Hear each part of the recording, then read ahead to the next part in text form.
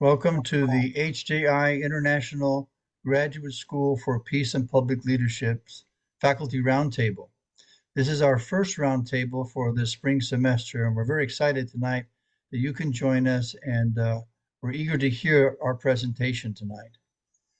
In this setting, faculty members of HJI are invited to speak about an academic topic or an area of research of their interest and of interest to the greater HJI community. We're truly very happy that you can be with us.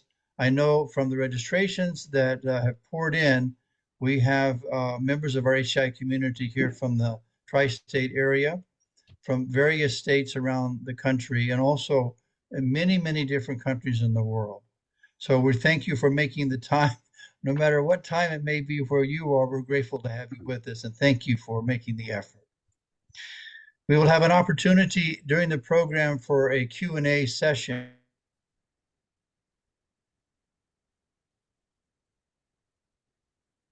I think Dean Boyd's laptop is a little bit unstable tonight, so I hope you can hear me. This is Tom Walsh, president of HJI. Raise your hand if you can hear me okay. Okay, good. Yeah. Sorry, Dean Boyd. He had alerted me that he was having a little bit of technical difficulty, but I think he was just about to introduce me. It was about a 20-minute introduction, so I think I'll just read it myself for those 20 minutes, if you don't mind. No, I'm joking. Thank you for joining this program. I think, as Dean Boyd said, in all seriousness, it is indeed a serious topic, an important topic. I just returned in the wee hours of the morning from Korea. I was with many of our dear colleagues and members, including faculty and leaders from other academic institutions. And conversation couldn't help but turn to what's happening in Japan. Most of us agree that it's very unfair and unjust and prejudicial in nature, and are so deeply saddened by it because of our love for Japan and its people and our deep commitment to the well-being of Japan, and just feeling this is so unfortunate a situation dating back to the assassination of former Prime Minister Shinzo Abe. And so I'm very happy that Dr. Mickler has taken on this responsibility to present to us tonight. I'm looking forward to the presentation. I'm happy to moderate our discussion, and I hope that it sheds light on this very serious reality. Dr. Michael Mickler is here at HJI, the Distinguished Professor of Historical Studies. He's taught at HJI for more than 3 decades, and I think it's fair to say he's the primary historian of our unification movement in the West. He was asked to be the director of the Sanok Institute of History, USA, which documents Family Federation's history in America. He's published widely, including a book entitled A History of the Unification Movement, 1959 to 1974, another entitled 40 Years in America, An Intimate History of the Unification Movement, 1959 to 1999. Most recently, a book entitled Unification Church Movement, published by Cambridge University Press. Dr. Mickler is married. He was blessed in marriage to Reiko Okazawa in 1982. They have 4 wonderful children and 7 and still growing grandchildren. So Dr. Mickler will speak to us tonight on a topic entitled The Abe Assassination and the Unification Movement in Japan. Dr. Michael Mickler. Thank you so much, Dr. Walsh, and greetings to all. I'm going to share my screen. And I'm going to load up the slideshow. It's coming through well. Okay, good.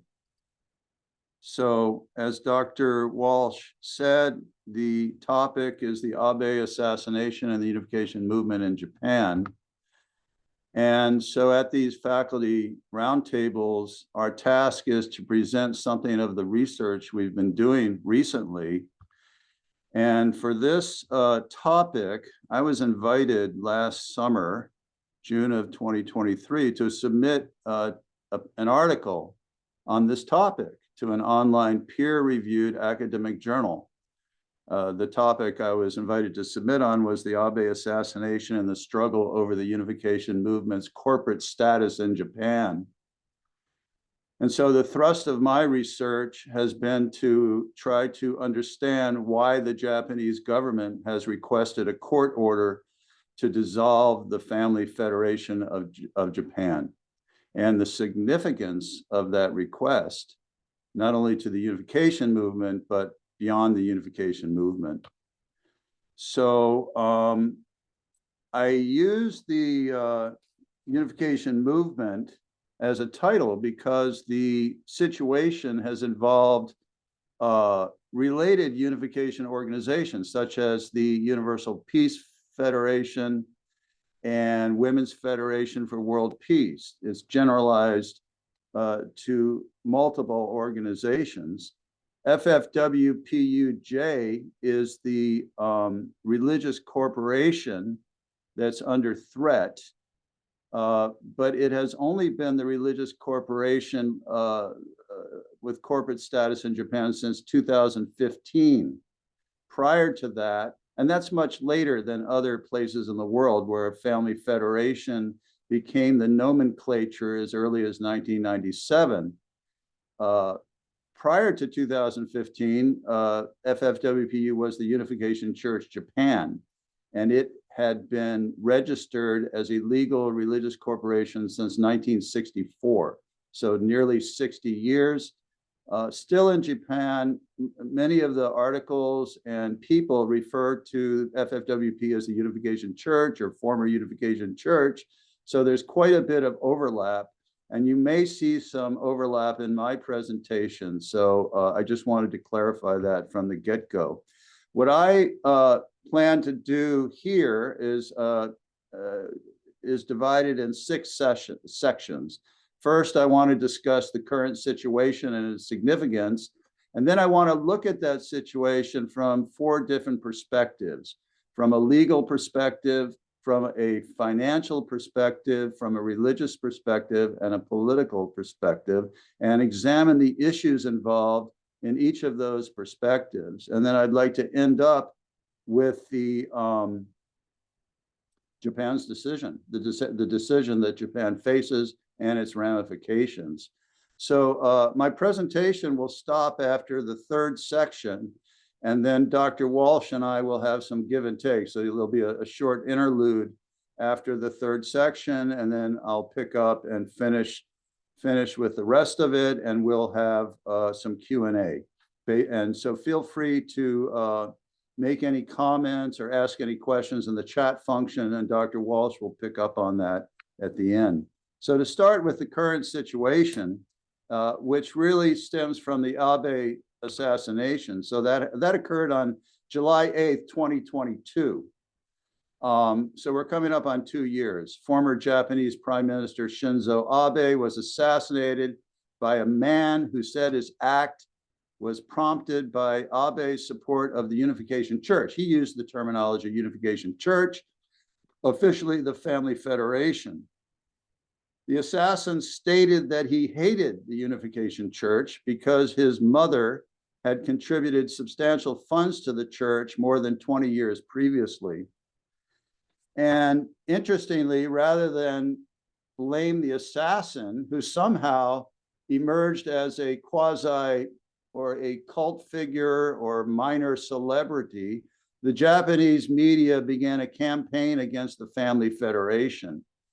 And this exemplifies what some sociologists of religion have referred to as a reversal phenomenon, where the perpetrator becomes the victim and the victim becomes the perpetrator. And so the assassin was a religious terrorist who wanted to destroy the Unification Movement and was willing to assassinate the former prime minister of Japan to do so. And he becomes the victim. So outrage following the assassination initially focused on alleged pressure tactics used by UC members in selling religious artifacts and obtaining donations from members. And then it subsequently moved to scrutinizing links between the Unification Church or Family Federation and the ruling Liberal Democratic Party in Japan, LDP. So I'm going to run through real quickly some bullet points on the government's response to this situation. On August 31st, 2022, that's about a month and a half after the assassination, and there's already been a blow up, the LDP announced it would no longer have any relationship with the Unification Church and its associated organizations. About 6 weeks later, on October 16th, 2022, the Prime Minister, Kishida, announced, and he's the LDP head, announced that the government would exercise a right of inquiry provision to open an investigation into the Unification Church Family Federation. 3 days later, on October 19th, Kishida stated that an order to dissolve the Unification Church could include civil complaints as well as criminal violations. And this was a real departure from past practice and the law. On December 10th of 2022, the Japanese Diet passed 2 bills, one restricting the solicitation of donations by religious organizations such as the UC Family Fed, and the other providing relief to victims. On September 7th of last year, the Japan's Ministry of Education, Culture, Sports, Science, and Technology, which is called, the acronym is MEXT, announced that the Family Federation of Japan would be fined for not answering properly to questions from the ministry. On October 12th of 23, MEXT stated it will apply to the Tokyo District Court for a dissolution order. And the next day, October 13th, 2023, MEXT asked the Tokyo District Court to issue an order to dissolve the Family Federation under Japan's Religion Corporation Law.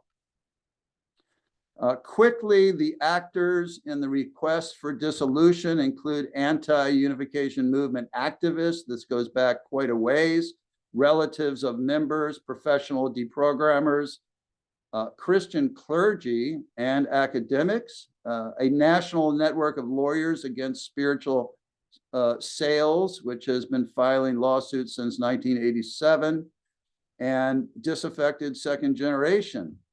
Another group is the Japanese Communist Party, which in 1978 declared war on the Unification Movement. The media, of course. A study showed that 4,500 articles written within 3 months of the assassination. In those articles, there wasn't a single one that had that was not negative toward the Unification Movement.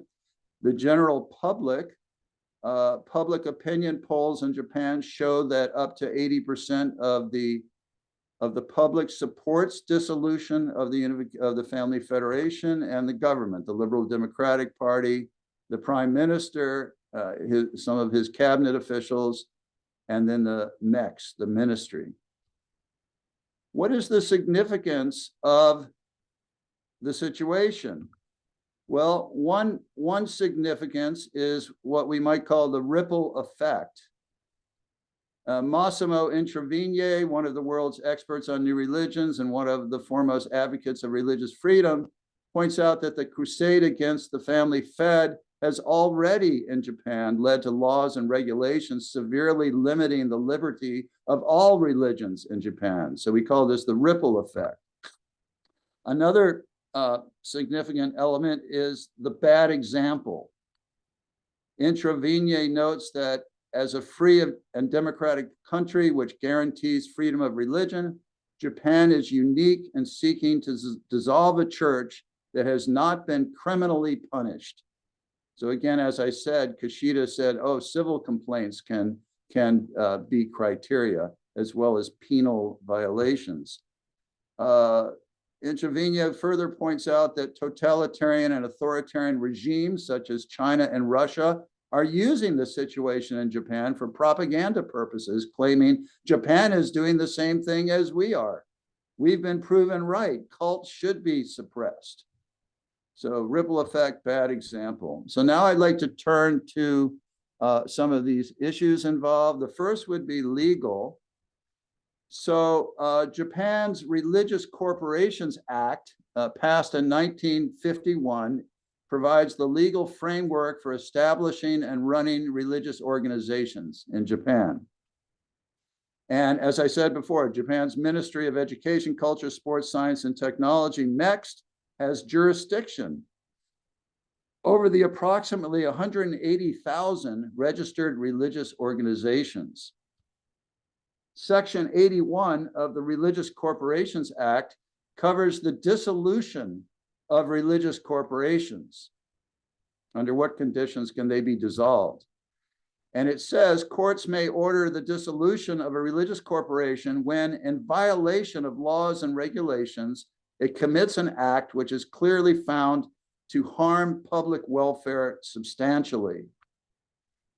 So looking at past precedent, only 2 religious corporations have been ordered to dissolve in the 75 years that this act has been in existence, since 1951, nearly 75 years. One was Aum Shinrikyo, which many of you may have heard of, is really a tiny Buddhist sect which released sarin gas into the Tokyo subway system in 1995, killing 14 people and injuring more than 1,000. The other was the Myokakuji Temple, which was dissolved in 2002 for corporate fraud. The leaders of both groups were criminally convicted and jailed, and in Aum's case, executed. And in both cases, the group's assets were liquidated. So legal issue number 1, criminality. The dissolution standard applied in the Aum Shinrikyo and Myokakuji Temple cases was a breach of criminal law. They violated the penal code. However, and Japan Prime Minister Kishida stated on October 18, 2022, that violations of laws and regulations in the act does not include torts or suits under the civil code. But the next day, he changed his interpretation and declared that civil law actions could be included if violations are organized, malicious, and continuous. So he flipped in one day, maybe subject to pressure. The Family Federation concluded that the government's dissolution request was driven by religious hate speech, public opinion, and politics. Also, the vagueness of the claim that the Family Federation has acted in breach of civil law and order will broaden the application of dissolution requests to other unpopular religious groups. Here we see the ripple effect. Legal issue number 2, after criminality, would be complicity. The standard applied by the Tokyo High Court in the Aum Shinrikyo dissolution case was that criminal acts were committed by the representative officers of the religious corporation using property acquired and accumulated in the name of the organization. So the organization was clearly complicit, not only complicit, but prime actors. In 2009, police raided several UC centers in Japan and confiscated documents and computers, but failed to discover evidence linking the church to illegal activities. The UC Family Federation has been subject to lawsuits and civil judgments over donations, but no UC officer, Family Fed officer, has ever been charged, much less convicted on criminal charges. So the criminality standard, the complicity standard don't apply. Okay, now I'd like to turn to financial issues, the second point I want to cover. So this has been a source of controversy in Japan going over the unification movement. Separately incorporated businesses operated by Unification Movement members allegedly employed spiritual sales, which involved fortune telling, family tree analysis, and things like that, in generating profits, which were donated to the church. From 1987, these companies were subject to civil lawsuits and out-of-court refund settlements. In 2000, Japan tightened consumer protections, and in 2009, the UC acknowledged responsibility for not having instructed members about the law and their duty to respect it. The UC president resigned. The UC issued a statement of compliance and implemented reforms. The impact of those were, number one, it dramatically reduced civil complaints from the public. Number two, the loss of funding from separately incorporated business, or the reduction of funding from separately incorporated businesses, increased the UC Family Federation's dependence on donations from members. Still, an attorney representing the Family Federation provided data showing that only 4 lawsuits have been filed for refund of donations since 2009, and not a single case has been filed in the last 7 years. So let's look at the assassin then. The mother of Tetsuya Yamagami, Abe's 41-year-old assassin, donated 100 million yen to the UC, that's equivalent to 720,000 US dollars, in the late 1990s, and filed for bankruptcy in 2002. Relatives pressed the UC for a refund, and in 2009, an agreement signed by both mother and son was reached, whereby the UC agreed to refund 50 million yen, or half the donation, in installments by 2014, which it did. However, this did not lessen Yamagami's, the son's, grudge or desire for revenge, and his July 2022 assassination of Abe exploded the issue of donations and their impact on families. This is an interesting chart I'd like to look at for a moment. This correlates, one thing I haven't mentioned is the deprogramming, the abduction and coercive deprogramming of members in Japan. And this began in the early 70s and continued for about 40 years. And one of the interesting things to notice is the correlation of abductions, as this chart shows, the gray line, and civil suits against the Family Fed or Unification Movement Church for refunds on either sales or donations. So the point is, the National Association of Lawyers Against Spiritual Sales was connected to these deprogramming situations, and the deprogrammed members, one of the things they were asked to do to prove that they were deprogrammed was to file a lawsuit against the church. And the lawyers then represented them, and there was a monetary benefit. Also, the parents of members who they had paid to be deprogrammed, this was also a nice way for them to recoup their deprogramming expenses. So it's interesting, as the number of abductions go up, the civil suits go up. So a very large percentage of lawsuits brought against the church were by members who had been deprogrammed. So to get back to the ripple effect, the government, in response to this financial issue, in December 2022, the Diet, the legislative body in Japan, passed a, quote, Prevention of Unfair Solicitation of Donations by Corporation Act. And part of that act concerned religious organizations. And it says, in the case of donors to a religious organization, the act refers to, quote, doctrines that take advantage of people's anxiety and induces in them a state of confusion whereby they are mentally incapable of making judgments under free will. It also grants revocation rights where somebody could revoke their donation and want it back for those claiming to be victims of, quote, mind control, and broad recovery rights to relatives and others who object to donations.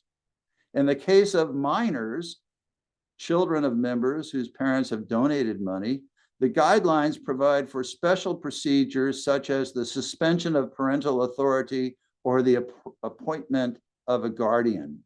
I think you'll agree that this is rather chilling.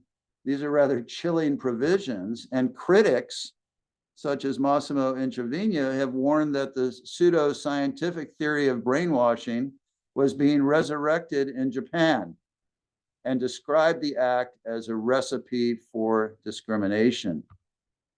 Okay, so that puts me halfway through this presentation, Dr. Walsh, and I can stop share and we can pause for a minute before I go to the final three sections. Well, thank you, Dr. Mickler. I really appreciate this presentation. I like its orderliness, and it's very systematic and packed with content. So thank you. I know it takes a lot of time and effort to condense a lot of dizzying information into something that's accessible to our audience and to many others. So thank you for that. I like your talking about the reversal phenomenon and the ripple effect and differentiating these spheres of the political, religious, and we'll come to some of these other spheres of contextual, broader contextual relevance later. I know this isn't your topic tonight, but I did want to mention that you've published an article, Does Japan Have an Independent Judiciary?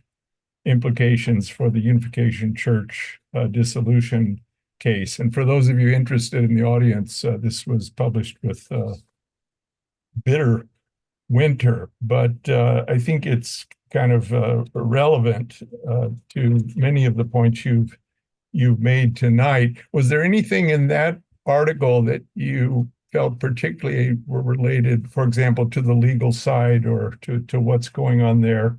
I noted you quoted Susan Johnson, dissolving a religious organization that has not been found guilty of any crime would taint the image of Japan as a country committed to democratic principles. So I thought that was a very relevant quotation. But this idea of the judiciary, that is another factor, I think, that ties in with this legal. Right. I will bring that up at the end of my presentation, but the judiciary in general, the judiciary in Japan is highly respected. The judges are scrupulously honest. They are well compensated and generally respected. However, it's a very conservative organization, the judiciary, and they tend to be very conservative, and they tend to be, they're all appointed by the Liberal Democratic Party. And they tend not to go against the executive or legislative branches of government. So because the legislative because the executive branch of government is bringing this request for dissolution, they may experience some pressure in their review of the case. The other thing to be noted about the Japanese judiciary is that there are no juries. They do not have jury system, And the proceedings are not public. The proceedings are in private. And so you're just sitting around and all of a sudden it's announced. And so Japan has been subject to criticism by Western scholars for their judiciary system, which is another challenge we face. I've heard that there's a presumption of guilt often with prosecutions rather than presumption of innocence, almost. And I saw they don't have it's not sort of innocent until proven guilty. They have procedures where they can slap people in jail with no charges and work them over, and then if they don't get what they want, they extend that out. So there are some issues in the Japanese judicial system.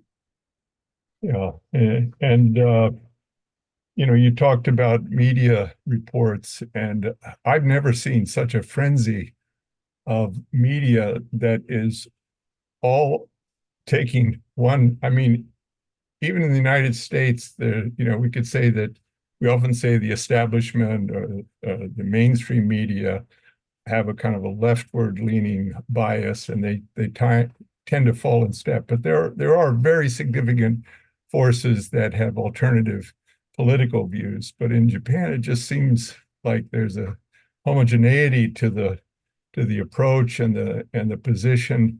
And here we use this term, the weaponization of a particular area or discipline, and kind of weaponization of the media. And I've just never seen such a frenzy, even going back, and you can recall, I'm sure, and have researched the media attention to the Unification Church and movement back in the 70s, 80s in particular. Yes, there was an article in one of the prominent Japanese newspapers in 1966. It's a very famous article, and it kind of set the narrative on the Unification Movement. And the headline was, "The Religion That Makes Parents Weep." And that goes back to 66.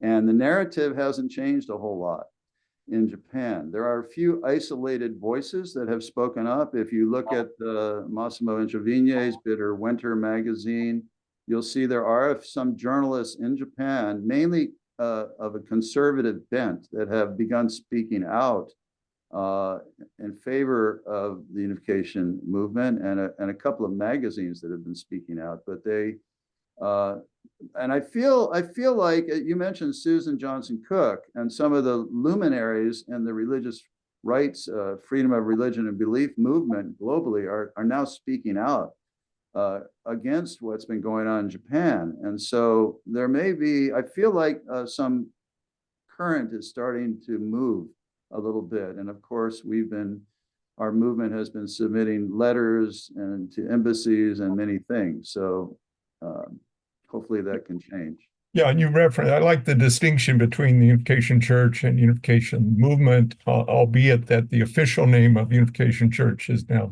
Family Federation. I think that's helpful, so we don't get lost in that. And speaking of one of the affiliated organizations that I think you would say is part of the movement is Universal Peace Federation. And as you had mentioned to me prior to this meeting, that there was a very important summit in Washington, D.C., the International Religious Freedom Summit, that the topic of Family Federation Japan came up there. So I think you're right. There is growing awareness and concern about how our church and movement are being treated at this time in Japan. There was a shift in court rulings on deprogramming, for example. The movement suffered for years and years and could not even bring cases. But after 2000, the tide began to shift. And Mr. Goto's case, one of the most egregious cases, who had been confined for more than 12 years, he actually, it went to the Japan Supreme Court, and he won in 2015, and that essentially has ended the practice of deprogramming in Japan. Yeah. So that was a very positive development. I mean, I know we need to get back. I just also, when you mentioned kind of anti-UC activists, and you gave a few examples, I also think of this broader issue of almost, I guess you'll come to this, maybe it'll be part of your looking at the political sector, but I can't help but think of there was always animus against Reverend Moon for his strong conservative stance against Soviet Stalinist communism, and there's I didn't understand. There's a pretty strong Japanese Communist Party that's active and holds seats in the Diet and this, and stronger than, say, its president in the United States. But I wonder if that's a factor, and even nearby countries who share that more Marxist view, both People's Republic of China or DRC and Russia. There are many DPRK, North Korea, Koreans who are and have for decades lived in Japan. I just wonder how much that is also an influencing factor. Yeah, some people may know better than I, and you can write in the chat, but I believe the JCP, the Japanese Communist Party, still has about 30 seats in the Diet. And Yeah. Going back into the 70s, they had like 300 seats in the Diet. So it is, and there's still, and these cabinet members will still visit the Japanese Communist Party chairman and explain things and talk to him, even about this case. There is some evidence that China, recently, Japan had supported Women's Federation School in Senegal. And it was reported to me that Japan, financially, and it was reported recently that Japan demanded that Women's Fed take their name off the school or something like that. And the word was that the Chinese CCP, Chinese Communist Party, had made their wishes known on that matter. Wow. So what you were suggesting, there's some evidence. Anyway, it's alarming. It's alarming. Dr. Mickler, I'd like to selfishly take more of your time, but I think we better let you get back to the second half of your great presentation. Okay, so I'll share screen again.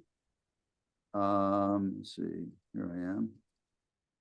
And I think I still have my, oh, I don't think I have my,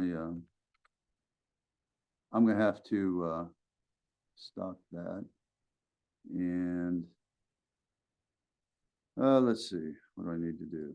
Oh, I have to start the slideshow over again, but I'm not quite sure how to do that in this mode. We're seeing ripple effect government legislation, but I guess. Right. But I'm not, when I get my, okay, I can control it with my mouse. Okay, so we're in the, I'd like to move to the fourth section, which is the religious issues. And this is pretty interesting. You look at Japan. Japan is really what we might call a religious anomaly. I mean, it's kind of very paradoxical. Japan ranks among the least religious countries in the world, with nearly 3/4 of its population indicating they have no religious faith. Yet membership in religious groups totals 181 million out of a population of 124 million. And there are 180,000 registered religious organizations. That's an anomaly. You have more membership totals that are higher than the population, which means that people belong to more than one religious group. So how do we account for this anomaly? According to one Japanese scholar, who's no friend of the Unification Movement, by the way, he says, being on the rolls of a temple or shrine doesn't count as having religion.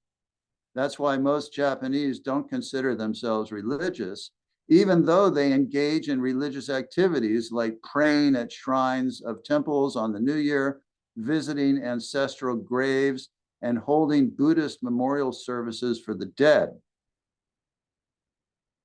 So even though the Japanese don't consider themselves a religious people, they're pretty clear on what constitutes good religion and what constitutes bad religion. Levi McLaughlin, he's a scholar at North Carolina State, specializes in Japan studies. He points out a distinction in Japanese culture between, quote, good religion, which is embedded in Japanese culture, custom, spirituality, tradition on the one hand, and aberrant sects, misleading superstitions, and nefarious cults on the other.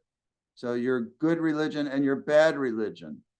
These minority groups account for what he describes as Japan's unease with religion, and they trigger what he calls periodic moral panics. So maybe Japan is going through a moral panic. They went through a moral panic after Aum Shinrikyo in '95. Maybe they're going through a moral panic now. So the UCJ, Unification Church Japan, FFWJ, clearly falls into the bad religion category, the latter category. And it was broadly stigmatized in Japan long before the Abe assassination. And I want to cite a statistic here by David Bromley, a sociologist of religion in the US, who studied deprogramming, and he reported there were 396 coercive deprogrammings of unification adherents in the United States from 1973 when it started till 1986 when it pretty much ended, 13 years. But in Japan, the UCJ reports as many as 300 deprogrammings a year and 4,300 total from 1973 to 2013, over a 40-year period. So the experience there is really excessive.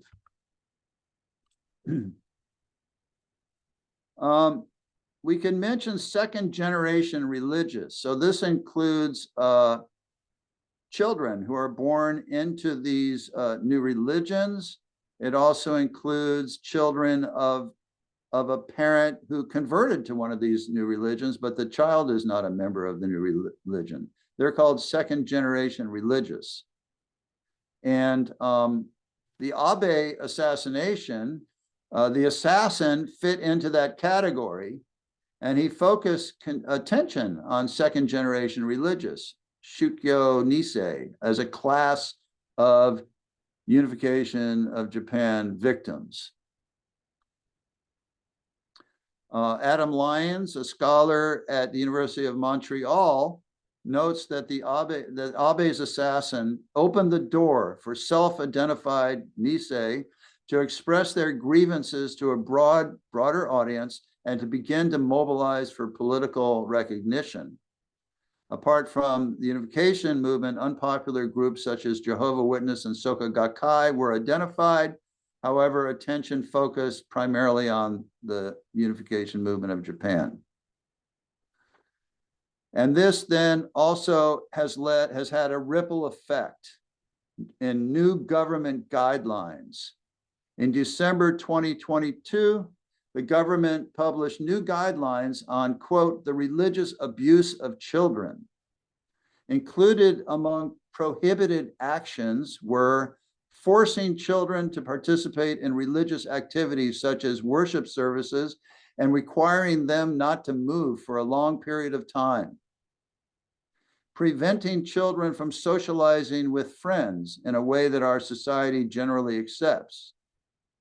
Allowing children to access only the forms of entertainment approved by their religious organizations. Or threatening children with expressions such as, if you don't do this, or do that, or do this, you will go to hell, or with images or materials that may arouse fear. Massimo Introvigne, who I've cited a few times, said that he gave many, many examples from many, many religious traditions that would be in violation of these guidelines. He criticized the rationale that religionists do not have the right to pass to their children a way of living that is different from what is generally accepted, because many religions teach what is generally accepted by the majority is in fact morally decadent or unacceptable. And he also said parents' right to pass on their religious faith to their children is not a right for parents in mainline and majority religions only, but extends to parents who belong to minority religions whose values are not those regarded as normal by social majorities. And Adam Lyons again wrote that this new regulatory framework for religions could infect the entire sector of religious organizations in Japan. So here again, we see the ripple effect of actions that are kind of knee-jerk government actions taken against the unification movement. Okay, the last of the issues I want to look at are the political issues. So exposure of UC inroads into Japan's ruling Liberal Democratic Party was a driver of public outrage and calls for its dissolution.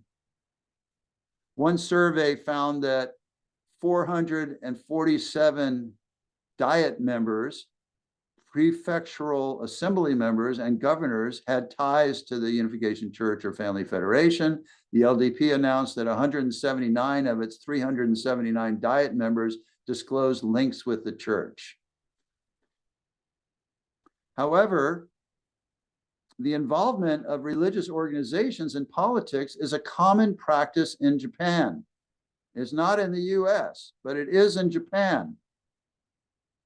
The Japanese Constitution allows an individual belonging to a political party backed by a religious organization to hold public office. It also allows religious organizations to lobby and campaign for politicians and express political opinions publicly. So what are examples of this? The best example is Komito, which is a political party founded by the lay Buddhist organization Soka Gakkai in 1964. And since 2012, the Komito has been the LDP's junior coalition partner. For decades, according to McLaughlin, Soka Gakkai has distinguished itself as Japan's most potent vote-gathering engine. Komito and allied LDP candidates alike rely on Gakkai adherents electioneering to win and keep their seats. Other organizations with close LDP relationships include the Association of Shinto Shrines and Nippon Kagi, a nationalist organization with links to state Shintoism. So how about the UC Family Federation and the LDP? The UC initially gained access to LDP leadership through its anti-communist work. During the 1960s and 1970s, UC members confronted Marxists on Japanese college campuses and elsewhere through CARP and the International Federation for Victory Over Communism, IFEOC. The UC served LDP interest in a hotly contested 1978 Kyoto governor's race, which the LDP won, and in efforts to enact an espionage prevention bill. This has to do with basically communist infiltration into Japan. That was fought over for many years and finally passed in 2013 under Shinzo Abe's prime ministership. In recent years, Family Federation activists have opposed legalization of same-sex marriages. And this is congruent with the LDP's position. Japan is the only G7 nation that does not have legalized same-sex marriage. Despite commonalities, you got to understand the LDP has several factions, but it definitely has conservative leanings. The UC LDP pairing but it also includes a discordant note with respect to Japanese history. The UC tends to be Korea-centric, and the LDP, particularly its conservative faction, tends to be nationalistic. I haven't gone into the Korea factor in the problem of the unification movement in Japan, but that maybe can come out in the conversation. Okay, how about the Family Federation and Abe, Shinzo Abe? Well, there's a family connection. There's kind of an Abe dynasty in Japan. His grandfather, Nobusuke Kishi, was a founder of the LDP in the 50s and prime minister of Japan from 57 to 60. And he was a supporter of IFVOC and the UC. He met Reverend Moon on a few occasions and welcomed him. Abe's father, Shintaro Abe, who's Kishi's son-in-law and Japan's Minister of Foreign Affairs, encouraged leaders in LDP's nationalist conservative factions, Seiwa Kai, to accept UC support. And then Shinzo Abe himself, the only public comments he issued on the unification movement were two statements of support for the Universal Peace Federation. One was a congratulatory telegram in 2006, and the other was a 2021 video message for a UPF event, Rally of Hope. He did that after he was assured that the former US President Donald Trump and other international leaders had recorded messages, and he did too. And that kind of prompted his assassination. Not kind of, it did.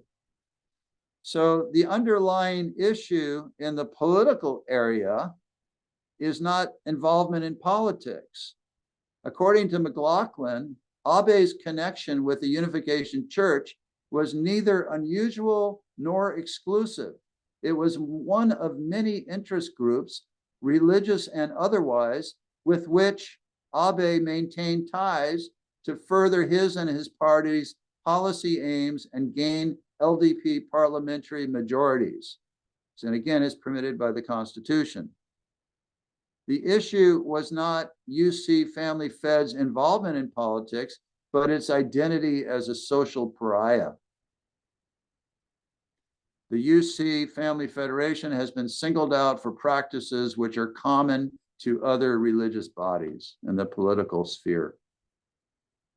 Okay, so that brings us to the final section, which is Japan's decision and its ramifications. So Japan faces a decision on the Family Federation, Unification Movement. There will be significant pressure on Japan's judiciary to align with the government's dissolution request, particularly given the LDP's reign over judicial appointments and a long-standing tendency of Japanese courts to show judicial restraint toward the actions of the executive and legislative branches. In addition, as I said earlier, the public weighs heavily in support of dissolution, with one national opinion survey showing 83% approval of the government's request. So the Tokyo District Court's judicial independence will be put to the test in separating legal arguments from political pressure and public opinion. So the ramifications of the decision for Japan, as I said, it raises legal, financial, religious, and political issues of significance. How these issues are adjudicated will bear on these competing legal and communal traditions in Japanese society. A couple of questions. Number one, is Japan's constitution and legal framework supporting religious freedom a facade with communal traditions, public opinion, and political pressure dominating decision-making? That's one question. A second question would be, or will Japan, as other modern democratic societies, uphold the rights of minority religions consistent with its constitution and law, despite public pressure?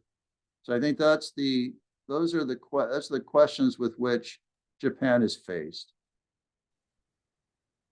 the final slide, the broader ramifications beyond Japan. If you would have attended the International Religious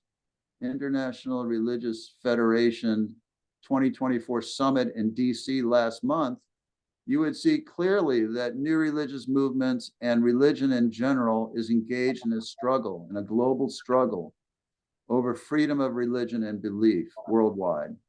And some of I don't know what the acronym would be pronounced, some of the foremost leaders have spoken out against the abuses Family Federation has suffered in Japan. And that includes Samuel Brownback, former ambassador for religious freedom, former governor of Kansas and presidential candidate, Katrina Lantos Sweet, one of the commissioners of religious freedom of the U.S. State Department. Dr. Walsh quoted Cook, I forgot her full name, Jan Fiegel, many others have begun speaking out. And also HJI will be sponsoring a session, this is a little plug going forward, on new religious movements and current threats to religious freedom as part of our first international conference on peace and public leadership, which is upcoming next month, April 11th through 13th. And that particular session will further address these issues as pertain not just to the Unification Movement, but more broadly. And that would conclude my presentation. Thank you. Thank you so much. Oh, very well done, Dr. Mickler. Very, very thorough overview. Very grateful. I couldn't help but wonder, even on the academic level, if there's a lack of broader religious literacy. I know that one of the things that you were very involved with in the early days of our movement in America were various conferences with academics who studied, they were theologians and sociologists of religion.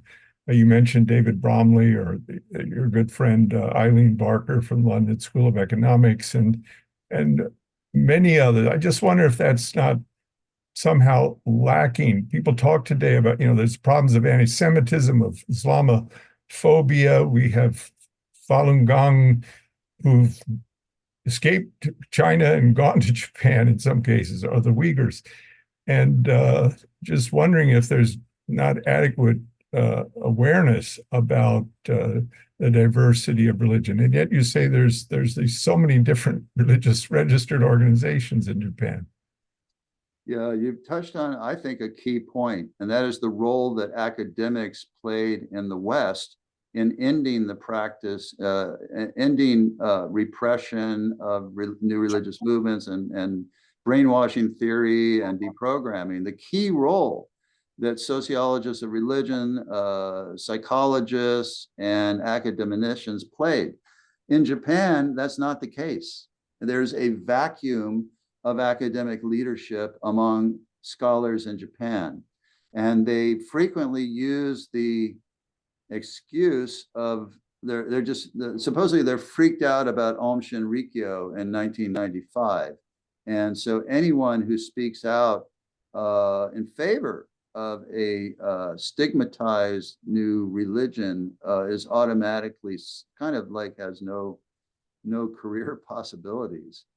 And I'm also disappointed in some of the Western specialists in Japanese religion that have been noticeably silent or accept the stereotypical views of the Unification Movement. I was able to cite Leve McLaughlin and Adam Lyons, who have written objectively about it, but I'm not seeing any advocacy on the part of the academic side. And so I'm hoping if HJI gets involved in this religious freedom work, that a global coalition of academics could make their presence felt.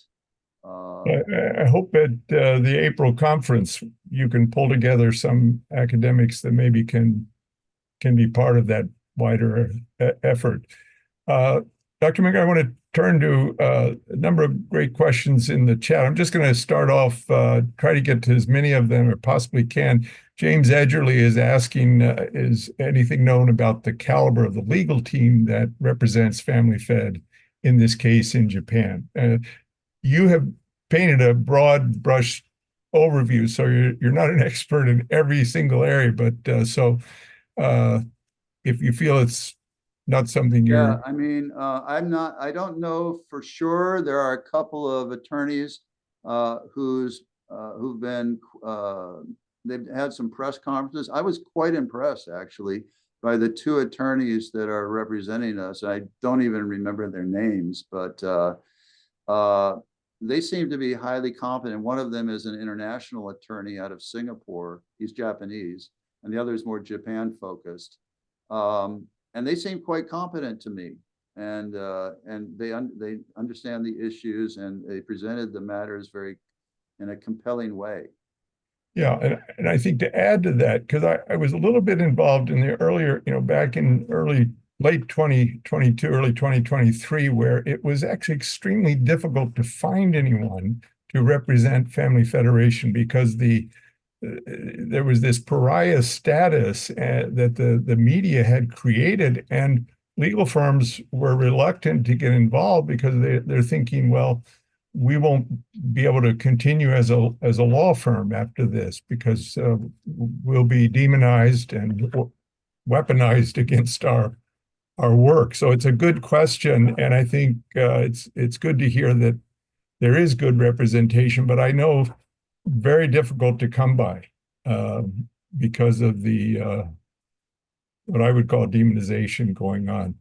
Hannah Moore asks, is there something equivalent to an ACLU? I think you pointed out that the Religious Freedom Summit in Washington had both legal issues. I know there's a number of people involved with the LDS, for example, who are very strong in this area, but I'm not sure. She may mean in Japan. Is there an equivalent of the ACE? Sorry, in Japan, yes. Yeah, I'm not. That was my mistake, not her. She wrote Japan. If I said I'm not. I don't know. I mean, it would take. I'm not really part there. I know there is a UPF Japan group that meets weekly, and they're probably more informed on the situation there. I'm not aware of that. I'm not sure about the human rights tradition in Japan, how vibrant it is. There's a lot of protests all the time over things, but I know that this matter of guilt, presumption of guilt, has been protested avidly recently. Some people that have been jailed for years and years are protesting against that. Here's a comment and a question from Thomas Kirozowski, and he says there is a UN resolution adopted by the General Assembly, UN Resolution /78/214, which addresses the issue of framing based on religious association, and to quote, deep concern of the continued serious instances of derogatory stereotyping, negative profiling in particular when condoned by governments, and wondering if this particular UN resolution provides any leverage in dealing with the Japanese government. Again, this is a more technical UN issue, but it would seem to be very helpful. And I think there's all kinds of documentation and international accords and documents and the EU all over the place that would apply to it. It's the problem is making it apply. I've sometimes marveled that we're in this, what we call here in the States, the DEI zeitgeist, diversity, equity, inclusion. And it seems often to me that there's another anomaly that somehow the Unification Church, especially in Japan, doesn't benefit from that shift. But I think the UN is pretty strongly advised of the importance, and its High Commissioner for Human Rights and Religious Freedom, I know, has been actively hearing about these problems. Edwin Pearson, Dr. Mickler asks if there's anything more that could be said about the status of the prosecution, the process, Yeah, I about noticed another and I'm question. sorry, and talking about the assassin. You talked Oh, about this reversal syndrome, which I thought was very, very important. But he asked, has he been certified as mentally fit for trial or for this or yeah, I otherwise? mean, they've been delaying proceedings with him. I think he has been psychologically examined. I think he is competent to stand trial. He wrote this sort of, before his act, he wrote this discourse letter. And I think it's important that his case be out there and scrutinized. And they're sort of trying to ram through this UC matter fast, and this other case is lingering. I saw a question in the box about how this case would proceed. So the Tokyo High Court has it now. I'm not sure what the next level up is as far as appeal, but they'll make a ruling. I don't know when. They've had the request since last fall.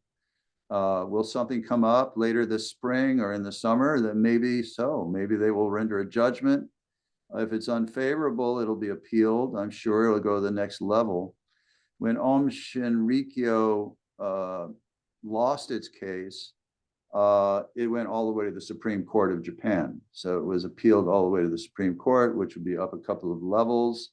And then that could take a bit of time. The other case, the Yokakuji Temple, that dragged on for 4 or 5 years.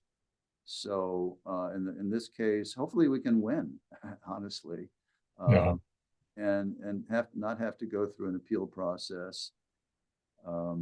As the other question that I noticed was the confiscation of assets.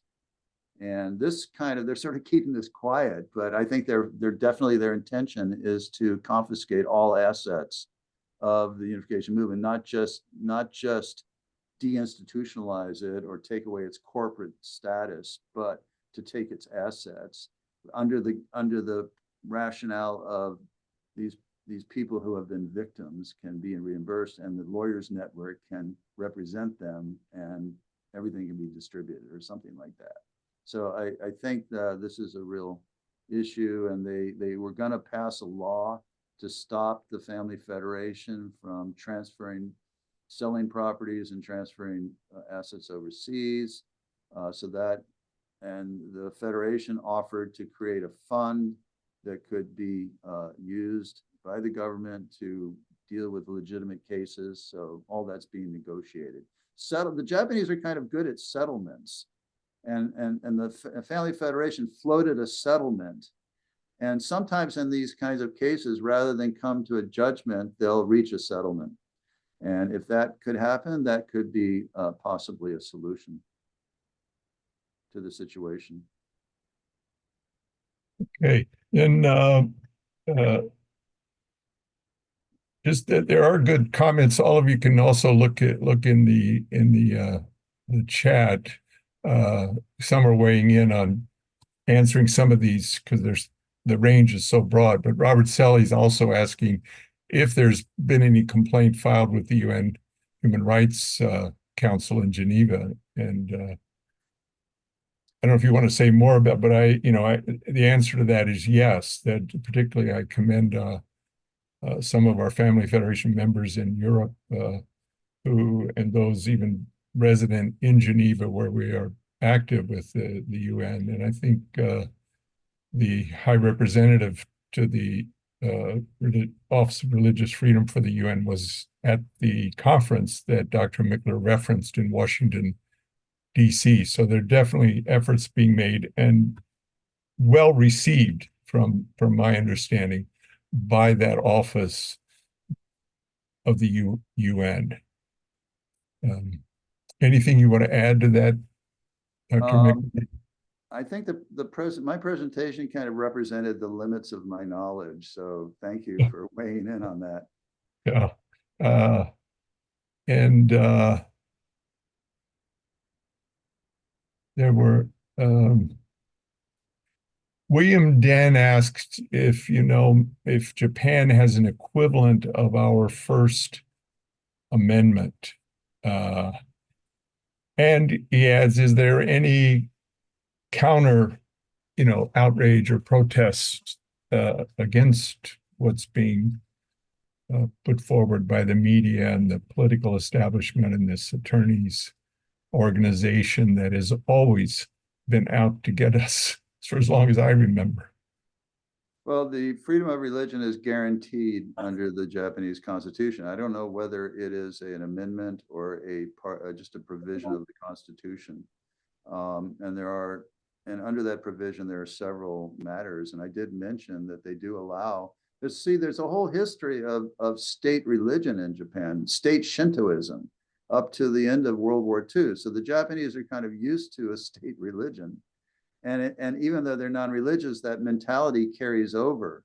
And the US forces that went there after the war made an effort to push Japan into becoming a modern state with and a secular nation. But they still retain these sort of sensibilities about culture and spirituality and religiosity.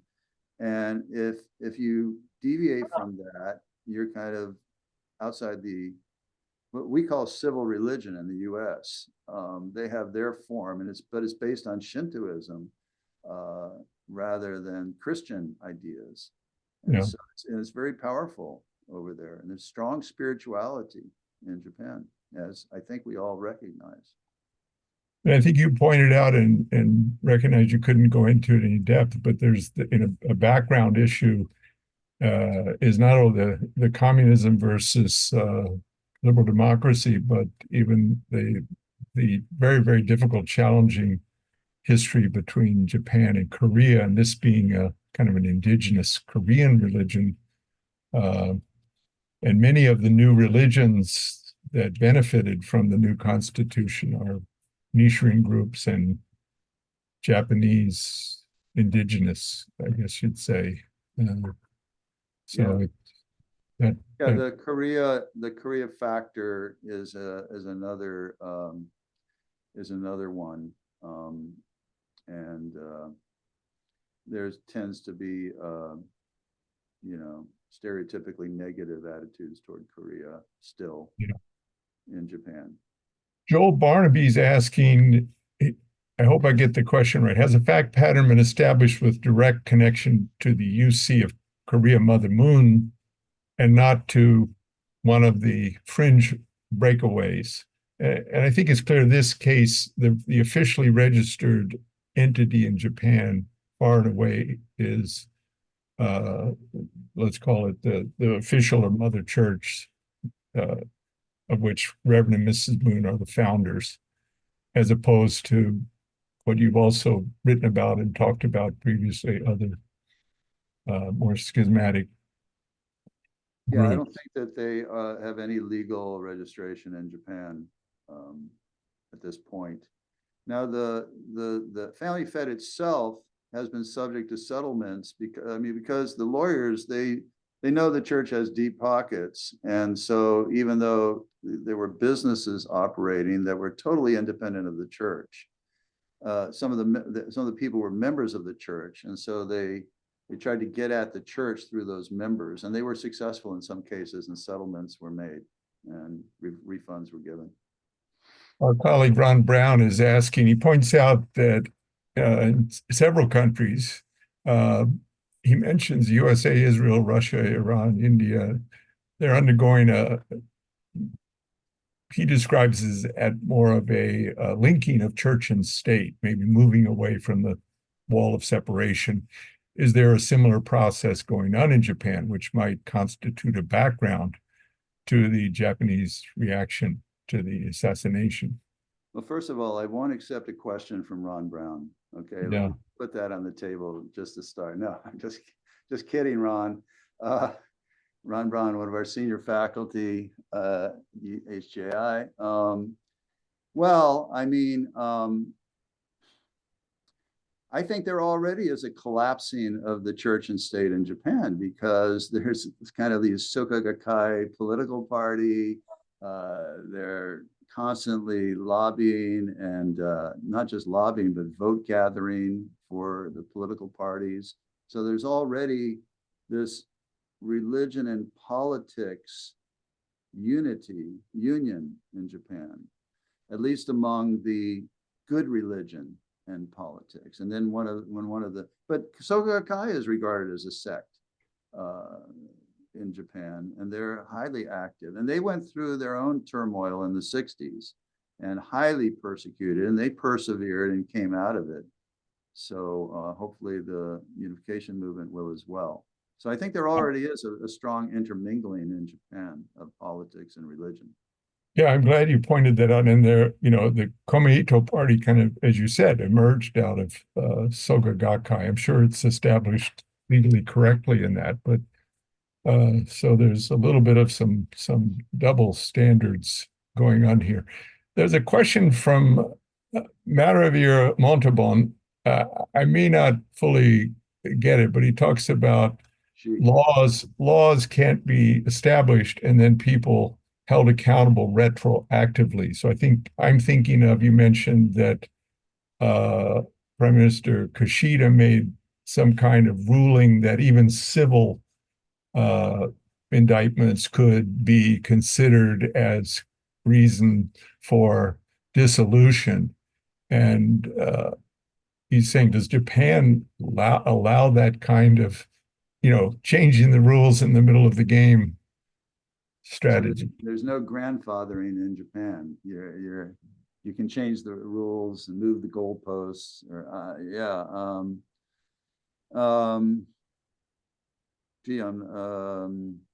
I'm thinking of these acts that have come in about solicitation of donations and mind control and all this kind of thing, and the guidelines for the religious upbringing of children. I mean, these are very chilling developments in my view, and I think people will wake up eventually to the ramifications of these things.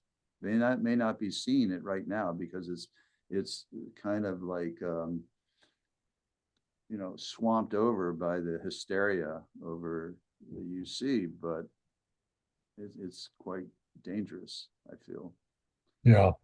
Well, I would say, I think I've gotten to most, if not all, of the questions in the chat there. In addition, there are a lot of helpful comments from various individuals who have some good knowledge about one thing or the other, such as how many Communist Party members are in Japan, these kinds of things. So please sure to check the chat. I think, Dr. Mickler, I'm going to invite you to say a few concluding words, and then I'll end up by turning it over to Dean Boyd. Well, it's been a very interesting research project to be involved in this whole very contemporary history movement of our movement in Japan. And I guess I want to pursue it further. The one point I mentioned, I'm somewhat critical of the academics, particularly in Japan, but also Western academics that are kind of refusing to take a stand. So I intend to write an article on that matter. That's going to be my next small project. I want to pursue that. I'm really grateful for the work that Michael Jenkins, Franco Famularo, and others are doing, who meet weekly, deeply involved. The European Family Federation work is outstanding. What's his name? Peter Zohrer and Mark Brand. Newt over there. If you want to know all the latest, I would recommend reading Bitter Winter or reading the Unification News of Europe, which is really on top of the situation. So it's a battle. It's really coming down to it now. And so I think all of our prayers and work are needed. And so I'm grateful for this chance to share with a broader group something of the situation in Japan. So thank you very much. Well, thank you, Dr. Mickler. And, I can't help but think also the personal aspect of this. I think of the term blame the victim. And something very bizarre is seemingly going, and I hope you're right, that some kind of reasonableness, some standard of reasonableness will prevail at this time, because it's critical. You want to add something there? Yeah, sorry. One thing I just forgot. I know Massimo Intervigne has documented over 400 cases of kind of harassment or hate incidents against Unification members in Japan since the Abe assassination. It's really very, very sad, and the suffering that's going on there. I just wanted to mention that. Yeah, it's the stigmatization and demonization of so many people that you and I know. Your wife is Japanese, your children are half Japanese, and so many of my friends and colleagues, have deep family connections and know these people very deeply and sincerely. We had an event recently honoring Japanese who had come here 50 years ago and have been working in various ways to promote a wide range of projects here in America. And it's just sad to see this tarnished in a very unfair and unjust way. And I think you've shed a lot of light on that. And as I said at the outset, a very orderly, well-researched, and comprehensive way we can see the multidimensional nature of this crisis. And you've done us a great service, and you've represented the HJI faculty and the Faculty Roundtable series very, very effectively. So we're grateful to you, Dr. Mickler. I don't know if Dean Boyd, are you back with us? I know you had internet problems. I'm here, Dr. Walsh. Thank you. All right, well, I turn it back over to you, sir. Dean Boyd, Well, I wanted to hear that 20-minute introduction of myself. So I think the audience are so really disappointed that didn't happen. We'll get that next time. I'll have an extended introduction of you, Dr. Walsh. Don't worry. There's much to say. So just in conclusion, thank you all for attending. Thank you, Dr. Walsh, for your hosting, your very knowledgeable ability to navigate different types of topic, particularly this one. Thank you, Dr. Mickler, for all of your investigation, the research that you've done, and for bringing this to the front and using this platform to convey these important details and analysis that you're providing. It's really a service that the Faculty Roundtable is providing, not just on the internal side, but actually to our greater HJI community and our greater movement. So thank you, Dr. Mickler. Always excellent work that you're always doing. So I think we should give him a silent applause. I know we can't hear it, but thank you so much, Dr. Mickler, for everything. And thank you to each of you again for attending. I know some of you are very late at night in your home countries. Thank you for making the effort.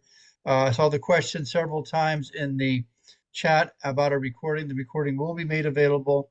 Look for it in a few days on our homepage. It will also be put up on our HJI YouTube channel, so you'll be able to take a look at that and review it at your leisure.